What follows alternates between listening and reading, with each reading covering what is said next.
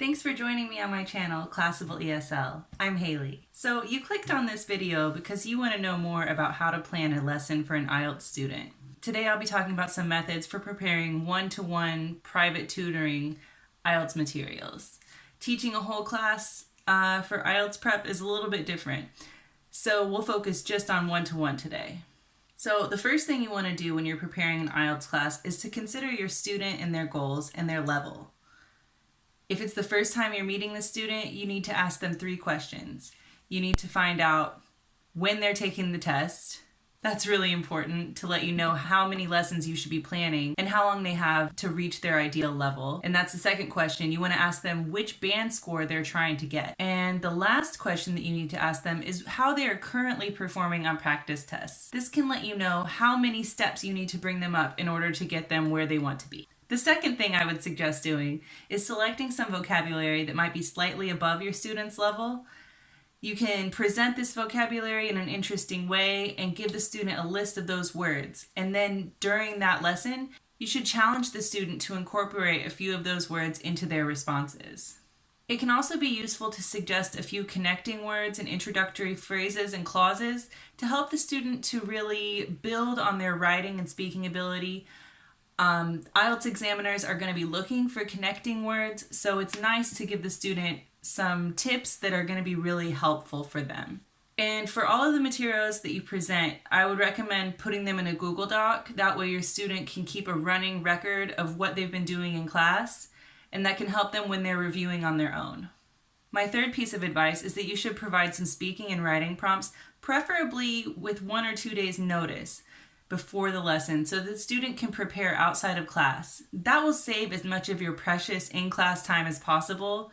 You can just instruct your student to time themselves from the minute they look at the prompt until they finish composing whatever they're going to say or whatever they've written. And that way it's still going to reflect a real world kind of test-taking environment as closely as possible. And if you follow this approach, that will give you more class time to focus on actually speaking and correcting the errors that your student might make, and to spend more time looking over their writing together and making more suggestions. This also leaves more time for the student to ask questions. My fourth tip is that even though the student will probably want to spend most of their time focusing on writing and speaking, that doesn't mean you should ignore grammar. I would say that each class, if the teacher brings just a handful, maybe 3 or 4 really difficult IELTS level grammar questions, have the student respond to the questions if they don't really know what to do with them. That's a great way to know how you can support the student. You can give them some extra activities to work on that particular grammar point, and you can answer any questions that they have about it. This can reveal areas to the teacher where the student can stand to improve. And it also will show the student maybe they aren't quite where they want to be in terms of grammar preparation. My last tip is to encourage self-evaluation. Not only does this give the student more time to talk, but it also lets them express their feelings about to what degree they feel prepared for the test, might let them get out some nerves.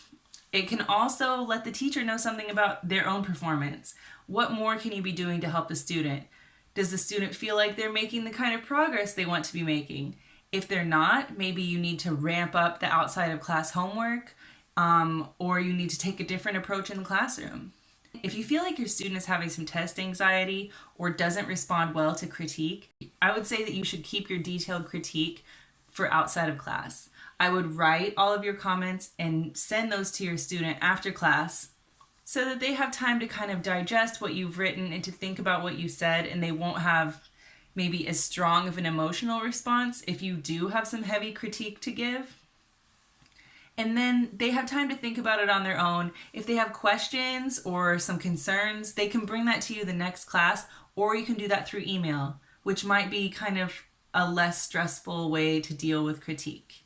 And of course, whenever you're preparing a lesson, it's also good to think about your own mood and what you're bringing to the class. Make sure that you are mentally and physically prepared. Have a snack, have a shower, put on some clothes that are comfortable but still professional. Listen to some music before class, or watch your favorite show, read a book, whatever relaxes you, whatever makes you feel great, because you'll bring however you're feeling into your classroom environment, and you want to do the best you can for your student.